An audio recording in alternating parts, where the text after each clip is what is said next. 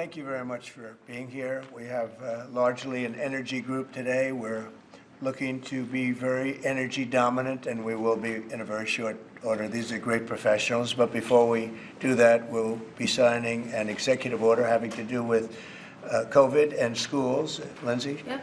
So this first executive order, it prohibits federal funding for COVID-19 mandates, vaccine mandates in schools. Okay, and that will meaning they want to clear that up, Yep. the discrepancy. So any schools that require students to be vaccinated with COVID-19 shot, then there's no more federal funding. So. Okay.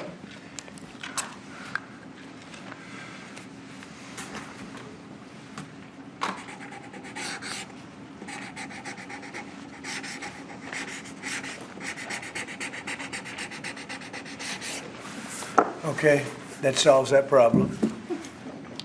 Sir, will the Department of Education have to handle that? Yes, it'll go through the Department of Education. Okay? Thanks.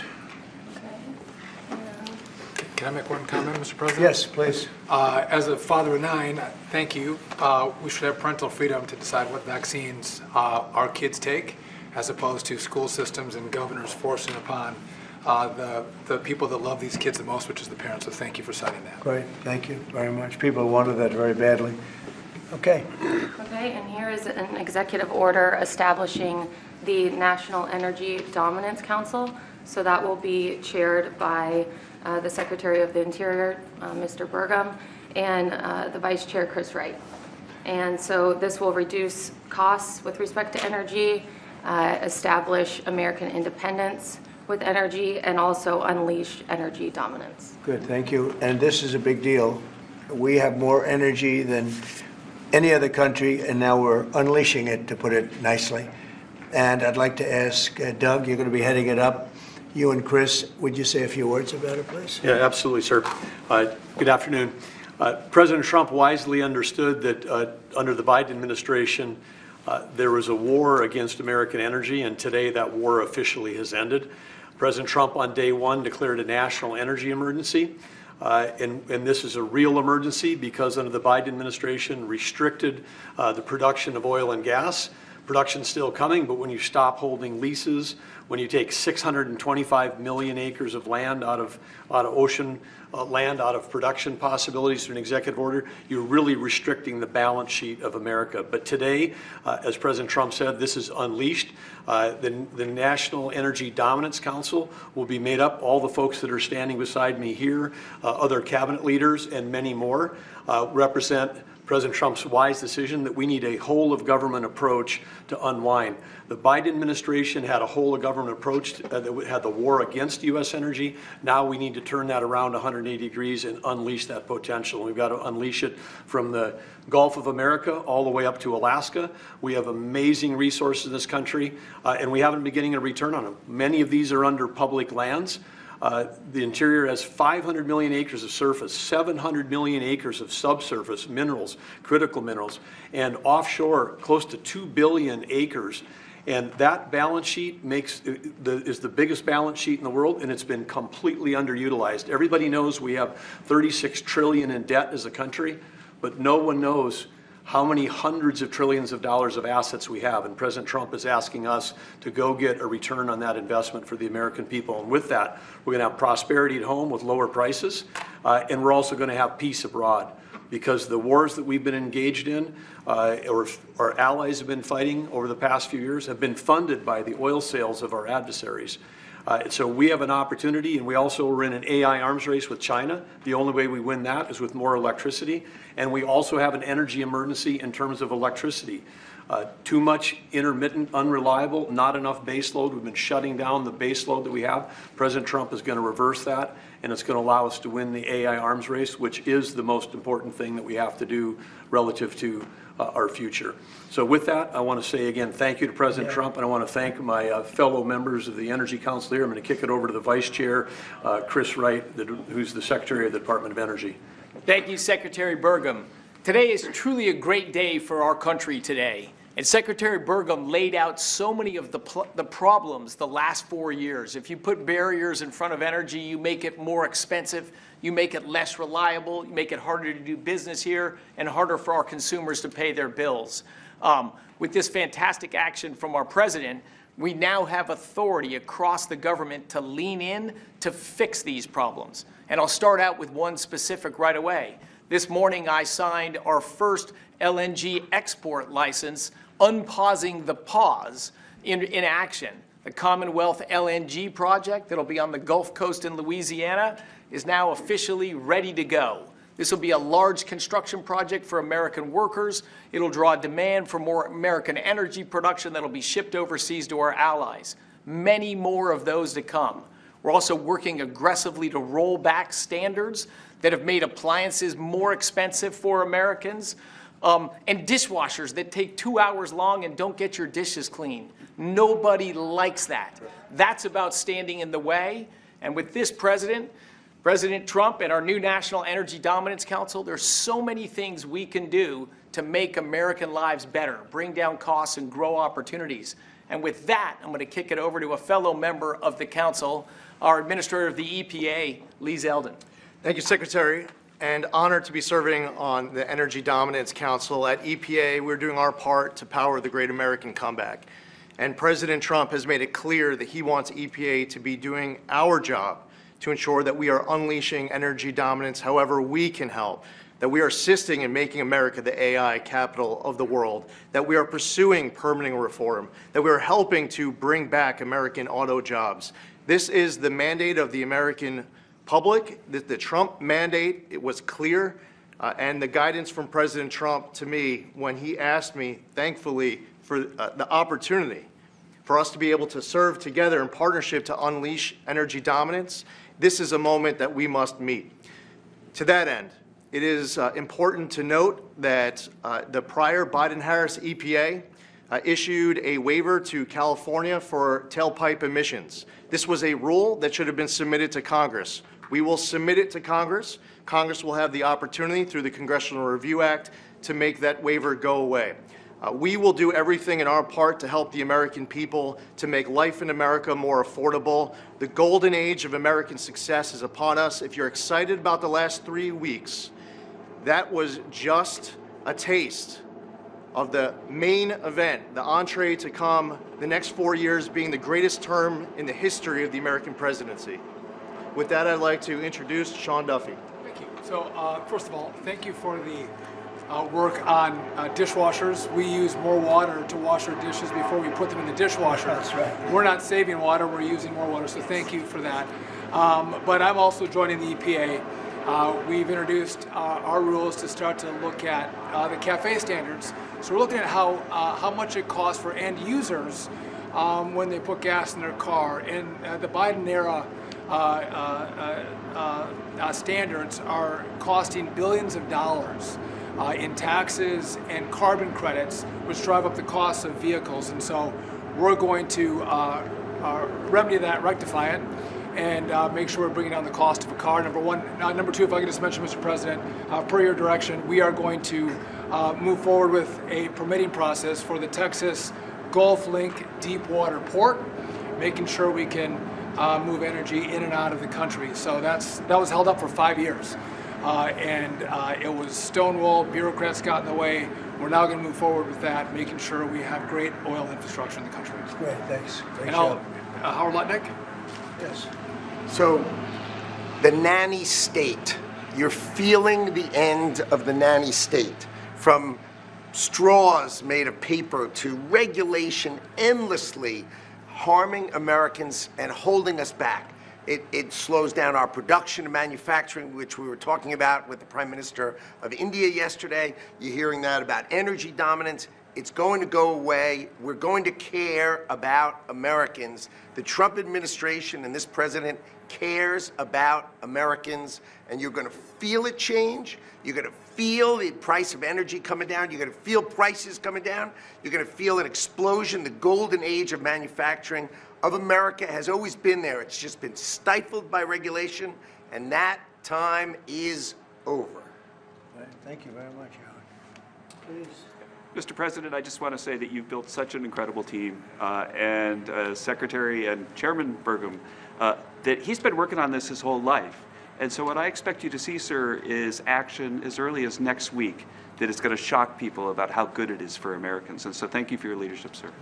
Thank you very much, Kevin. And we are also working on a project that has been under wraps for 20 years. Everybody wanted it.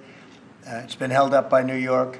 It's a pipeline that will bring down the energy prices in New York and in all of New England by 50, 60, 70%. It should have been done years ago.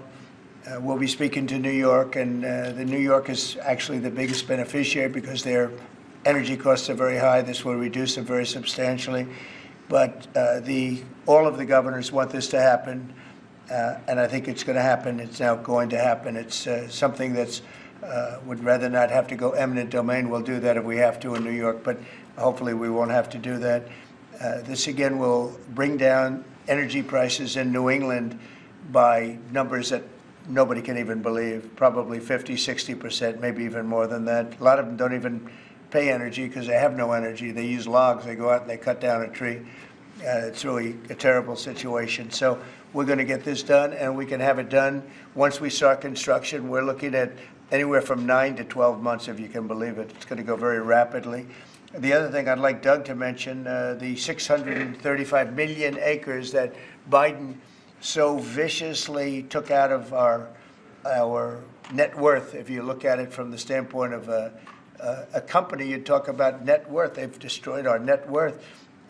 We're putting it back. It will be back as of this afternoon. And Doug, could you mention that? All of the millions and millions of acres that he just handed back to yes, nobody. The executive order by President Biden that wiped out these trillions from our balance sheet. President Trump signed an executive order instructing me as the Secretary of Interior to unban that ban, and that's been accomplished. And so those are back on the U.S. balance sheet.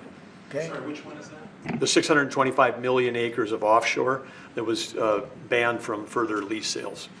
Further anything. And 625 million acres is Right. 1/3 the size of the lower 48 that was taken off our balance sheet. It's back on there now. President Trump cares about the American people. He knows that these public lands belong to the public. They don't belong to Washington bureaucrats from the prior administration, and we're going to make sure that we get a return on investment for the American people. The amount of money that he took off our balance sheet, if you look at it as a balance sheet, it was incalculable. Nobody's ever seen anything like it. And he did that, I guess, in the last few days of the administration.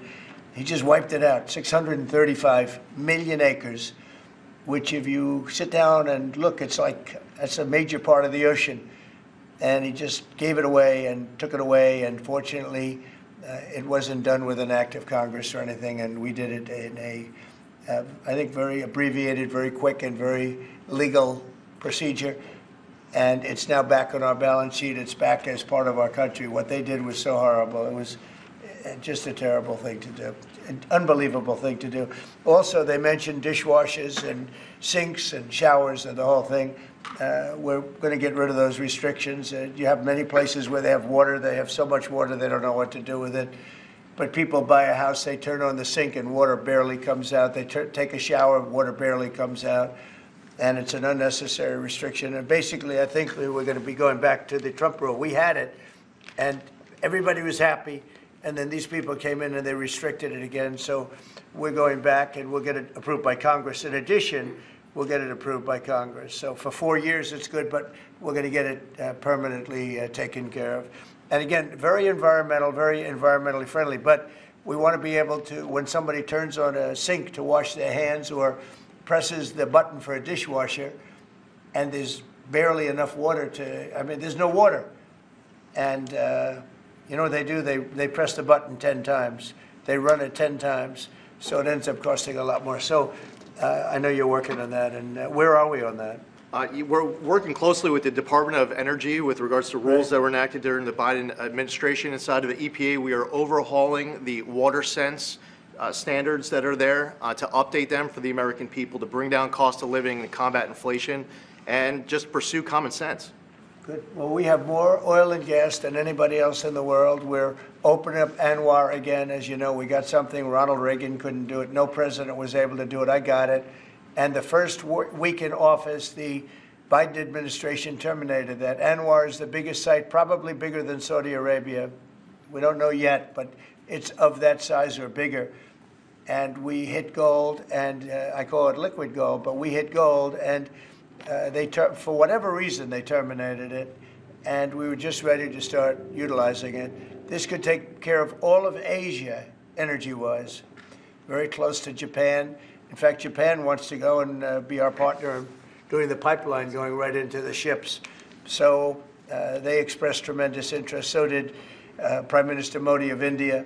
And just in closing, both Prime Minister Modi and the Prime Minister of Japan, both very good people, they said we couldn't make a deal. We couldn't get any energy. I mean, you wonder what was going on with our country. They couldn't make a deal to get any energy from the Biden administration. They just couldn't do it. There was nobody to deal with. They didn't know how to go about it. And they're very happy that we're here. But we're going to really benefit our taxpayers, and we're going to benefit our country. So I want to thank everybody for coming. This is a very big bill. This is really going to be energy dominant. We're going to be energy dominant like nobody else. And this doesn't even discuss all of the electricity that we're going to be producing for all of the AI plants. You know, they need double the electricity at least that we have right now. So you take all of our electricity that we have all over the country just for AI to do it right and to win that war, which we're leading by a lot because of what we've done over the last few weeks. We're leading by actually a lot. But if you take all of it, we have to double our electricity needs just for the AI, and that doesn't include the other technologies. So it's a real honor to sign this bill. We're going to also work on CAFE standards. Lee, you're going to be doing that and make that whole situation, bring that back into reality, and I think very quickly, having to do with cars. Thank you very much. Nobody cut any tariffs yesterday as part of your meeting? No, but in 2 weeks we will have another one. Yesterday was very big. Reciprocal tariffs was very big, and I explained to the Prime Minister of India, Prime Minister Modi, very good man.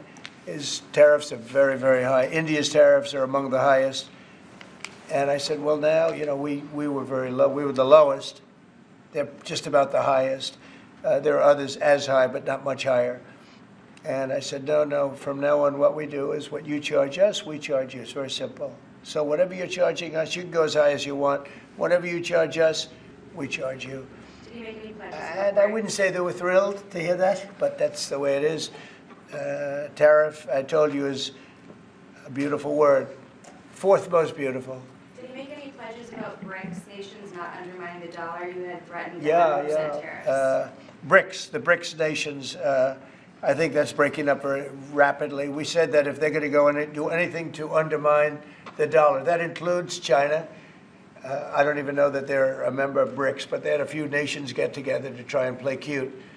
And I said, we're going to put 100% tariff on every one of those nations. And at the mere thought of saying that, I think that's all broken up. That idea has no longer sailed. Now, that would be a terrible thing for our country. It would be bad for the world. They wanted to undermine the dollar. 6 nations got together. They want to undermine the dollar. That didn't work out too well. Not going to happen. And we're getting along with a lot of nations now, frankly. There's a lot of respect for the United States. We have regained the respect that we should have, but we've also done things to deserve it. I mean, we've freed up our country, and you're going to see this is basically energy dominance, and it's going to be environmentally clean, environmentally wonderful, and taxes will be very reasonable based on this. We're going to make more money than anybody's ever made with energy. We have more energy than anybody else, and it's clean energy, very clean, beautiful energy. We're lucky. We have it. I call it liquid gold under our feet, and we're going to utilize it. So this is a very big bill, and I have a very talented group of people behind me. This gentleman was the #1 man in all of the oil industry. They said there's nobody like him, Chris Wright. And you know Doug actually made a tremendous fortune in technology, and he said, I'm going to run for the governorship of, he loves his state, of North Dakota. And he did, and he made it so energy powerful that I think you're more proficient at energy than technology, but what do I know? And this guy, everybody knows him, Sean. He's been, he's done a fast study on transportation, and he knows, he's learned a lot over the last few months. He's learned a lot. He's really been great. And Howard has built one of the great companies, Cantor Fitzgerald. It was wiped out, completely wiped out, other than a few people left in Europe. And he rebuilt the company into a bigger, better company. Cantor Fitzgerald is one of the most, absolutely one of the top companies on Wall Street, stocks, bonds, trading. And he took that, I mean, he literally watched the plane go into the building, go into the World Trade Center. Amazing story. That alone is an amazing story. He was delayed because his wife insisted that he finally, after years, take his child to school. So he took his child to school that one day, because normally he would have been in the building at 6 o'clock in the morning. That's that business, right? So you owe your wife a lot and your child a lot, right?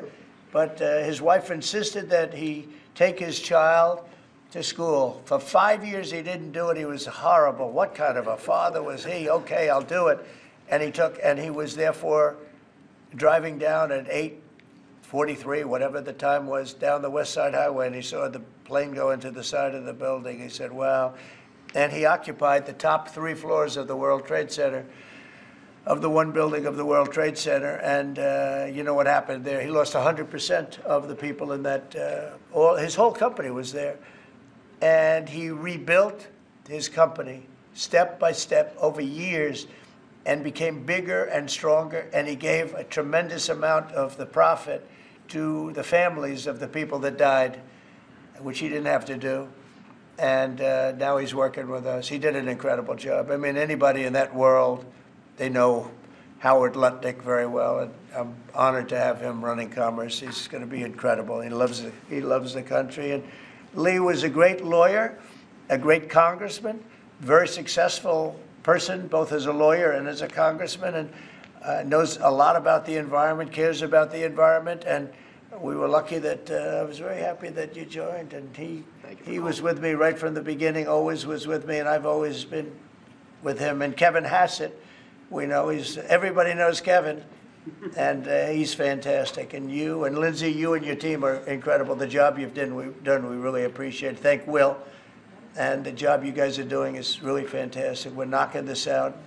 Brian, do you have a question? I actually do. What kind of piqued my interest is growing up on the Texas Gulf Coast, natural gas, the LNG that you mentioned. Yeah. What's the potential for like new jobs or growth in that area? I mean, that part of the country, Southwest Louisiana, Southeast Texas, they depend on that. I would say that potential is simply tremendous. You know, 20 years ago, the United States was the biggest importer of natural gas in the world. And we had natural gas prices 2 or 3 times higher than they are today. But with shale revolution and great entrepreneurs in Texas and Louisiana and across our great country, we are now today the largest net exporter of natural gas in the world. And so much of the world is depending upon natural gas is the fastest growing energy source, has been for 50 years. We were the driver of that, and then we paused. We stopped our ability to grow natural gas exports. Both the Japanese government and Indian government expressed great distress about that. They're going to count on energy imports from the U.S., and we may just change our mind. So I think they're thrilled to see the actions of this president say America's open for business.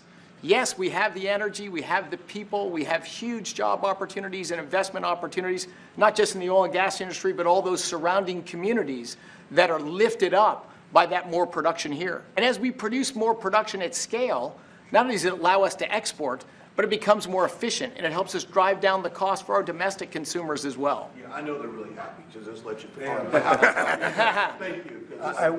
Thank you, Brian. And I will say this, that this all started 8 years ago when I got elected. We were doing this, not to the extent that we're doing it now, but we were doing this, and we became #1 in oil and gas by far.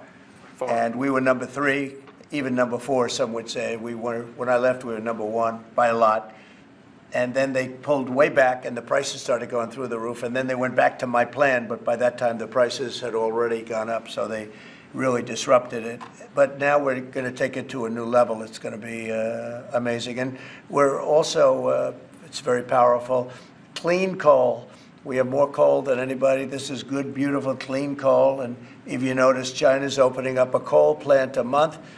Germany is now opening up a coal plant every 2 months. Very powerful. It's probably the most powerful source of energy in terms of generation of electricity and other things. And we're going to utilize our good, clean, beautiful coal and oil and gas.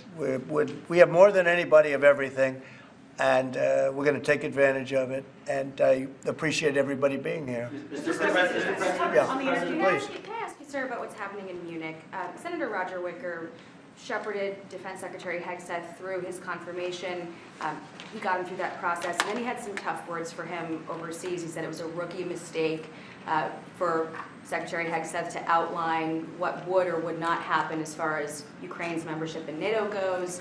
And then I haven't heard that. I mean, Roger's a very good friend of mine, and Peter's obviously, he's been doing a great job. Did you know what he I haven't was heard. saying? Let me look at, you tell me something I have not heard the about. question I had is, were you aware of what Secretary Hegseth was going to say in his speech at NATO? Generally speaking, yeah. Generally speaking, I was. So I'll speak to Roger. I'll speak to Pete. I'll find out. Mr. President, on the Energy Dominance Council, that's for all forms of energy? Does that include All wind and solar? forms of energy, yep.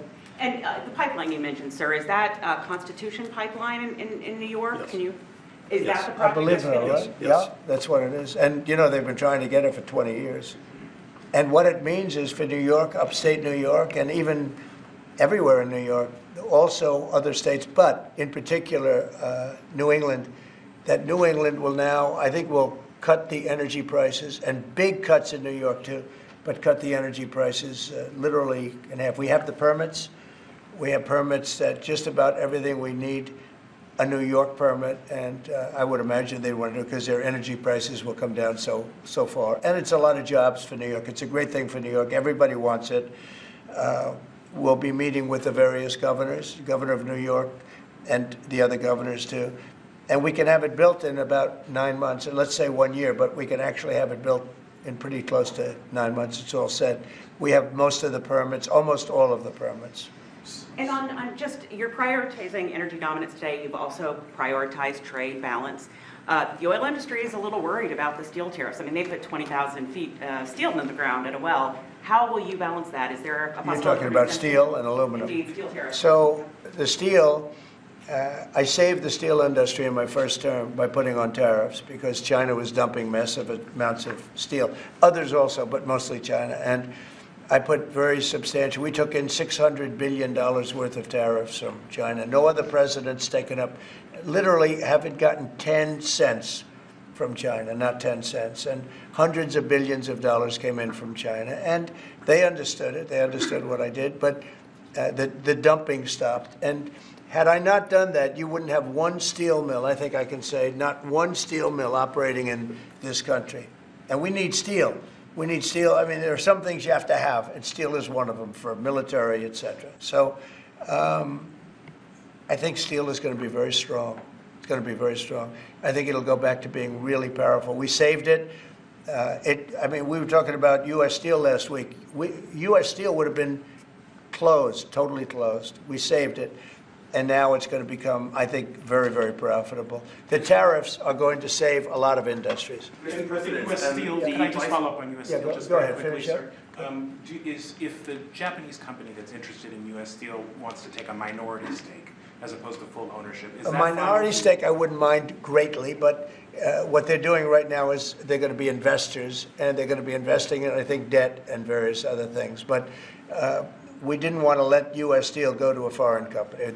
U.S. Steel was the greatest company in the world for a period of 15 years. It was, you know, it was the big deal 80 years ago or so. And psychologically, we can't even think about letting that happen. But what is going to happen, and we've already seen it, you see it in the stock price, with the tariffs, U.S. Steel is going to be a real powerhouse again. Mr. President, if I could just follow up on Jackie's question about Munich. Vice President Vance's speech to the conference has ruffled quite a few feathers in Europe. What did he say to ruffle them? I don't know. He was talking about the freedom of speech and migration in Europe. Do you believe that European leaders have a fundamentally different view of the world than this administration's? Well, I heard his speech, and I tell you, you're talking about JD's speech, right? Yes, sir. I heard his speech, and he talked about freedom of speech, and I think it's true in Europe. They're losing their wonderful right of freedom of speech. I see it. I mean, I thought he made a very good speech, actually, a very brilliant speech. Yeah. Europe has to be careful. And he talked about immigration. And Europe has a big immigration problem. Just take a look at what's happened with crime. Take a look at what's happening in various parts of Europe. I thought his speech was very well received, actually. I've heard very good remarks. And in regards to Ukraine as well, yesterday you mentioned that you thought Ukraine's NATO aspirations were one of the main reasons that the war broke out. Who do you blame for the war, Ukraine or Russia? Well, I think that there were a lot of people to blame. All I can say is very simply, if I were president, that war would never have happened. And you know what else wouldn't have happened? The Middle East wouldn't be all blown up, and October 7th wouldn't have happened either. Those two areas, you wouldn't have inflation, you wouldn't have October 7th, you wouldn't have Russia and Ukraine fighting. None of those things would have happened if I were president. So Mr. President? Earlier this week, Yeah, please. You mentioned auto tariffs the other day. Yeah. When do you plan to unroll? Howard, I'd say over the next, sometime, maybe around April 2nd. I would have done them on April 1st. Believe it or not. I'm a little superstitious. No, literally, we had it planned for April 1st. I said, let's make it April 2nd. You know how much money that costs? That costs a lot of money just that one day, but we're going to do it on April 2nd, I think. Is that right? That's right.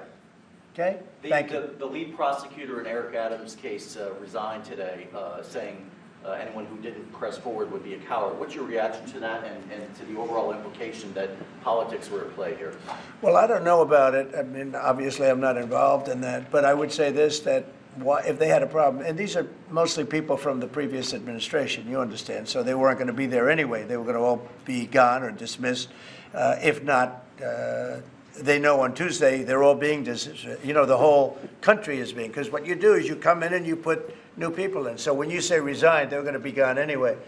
But I know nothing about the individual case. I know that they didn't feel it was much of a case. They also felt that it was unfair with the election. Look, I would know that better than anybody because I was weaponized more than any human being in the history probably of the world. And I won the election in a landslide, winning all 7 swing states, winning the popular vote and everything else. Because the people got it. It was weaponized, and I was weaponized literally weeks before the election. But I think there's also something to be said. I read that. There's something to be said for what they were doing. It looked to me to be very political. But why didn't they bring this up like 4 or 5 weeks ago, 6 weeks ago, or whenever it happened? You know, they just sat around and didn't complain. Then all of a sudden they complain, and they know they're all being dismissed anyway. So, you know. That's the way it is. That's called politics, I guess. Mr. President? Yeah, please. Earlier this week, you predicted that all hell would break loose if Hamas didn't hand over all of their hostages. What do you expect to happen tomorrow in terms of I don't know what's going to happen tomorrow at 12 o'clock. It was up to me. I'd take a very hard stance. I can't tell you what Israel's going to do. But I watched the last people come out, and I looked at a before and an after picture. One guy was a big, strong, healthy guy. You could say he was a little bit overweight. He's not overweight anymore. He looks like he just came out of the Holocaust. It looks like a Holocaust picture. I've looked at him for a long time, and they've been treated very badly. A young lady came out last week. Her hand was blown off. I mean, literally, her hand was trying to stop a bullet that was headed for her face. She put up her hand. She goes like this and wiped out her fingers and a lot of her hand. Now, I would take a different stance, but it depends. Look, it depends what Bibi's going to do. It depends what Israel's going to do. But and now I understand they've totally changed. Hamas has totally changed. They want to release hostages now again. But you have to see, this started by them saying, we're not going to release the hostages as we said we were. I said, good. You have till 12 o'clock on Saturday, which is tomorrow at 12 o'clock to do it. And we didn't hear anything. Then all of a sudden, 2 days ago, they said, no, we've decided we're going to release the hostages. So, but I actually think they should release all of the hostages. Remember, they're probably as bad as they looked. I mean, I don't like to say that, but they looked real bad 4 days ago, 5 days ago when I saw them. And the young ladies that came out were treated really badly. You don't know what happened, but I do. They were treated really badly. But as bad as they look, the ones that follow probably will look a lot worse. I think they're sending out their most healthy. And they've been hit hard on that, Hamas. So they probably didn't want to release. But they obviously, they changed their mind. I said 12 o'clock tomorrow, and all of a sudden, 2 days ago, yesterday, they said they're going back to releasing. But this all started by them saying, we are not going to release any more hostages. And then yesterday, they said they are going to release the hostages. But I think they should release all of the hostages. About 75,000 workers took this deferred resignation. It's a little bit short of the 5 to 10% goal you were hoping to hit. Do you think you'll have to make up the rest of that number in layoffs? No, look, that's 75,000 more than we would have had, and nobody knows what that final number is, because in the end, I think a lot of people aren't going to show up to work. A lot of people, they got used to staying home and quote, working. But, you know, I wonder if they had other jobs or other things. You know, they have a lot of problems with that. No, 75,000 is a lot of people. And we paid them well. You know, we gave them a lot of months of severance pay, if you call it that. But no, I think you'll probably have some more, too, in addition. It's a big, tremendous saving for our. We want to downsize government, but make it better. Run it better, but downsize. Yeah, please. So can I ask about the UK? I understand that you had a phone call with Keir Starmer yesterday. I did. I just signed a letter to him. He asked for a meeting, and I agreed to the meeting. We're going to have a friendly meeting. Very good. We have a lot of good things going on. But he asked to come and see me, and I just accepted his asking. Do you have a date for that, sir? And what do you hope to Very soon. I think he wants to come next week or the week after. And what do you hope to discuss? I don't know. It was his request, not mine. But, you know, I've met him twice already. We get along very well. He's a very nice guy. Thank you very much, everybody. Thank you. Thank you very much. Appreciate it. Thank you, Brian. Will there be carve-outs, sir? Thank you, press. Thank you. The tariffs? Thank you, press. Thank you, press. Thank you, sir. Thank you. Thank you. Thank you, sir.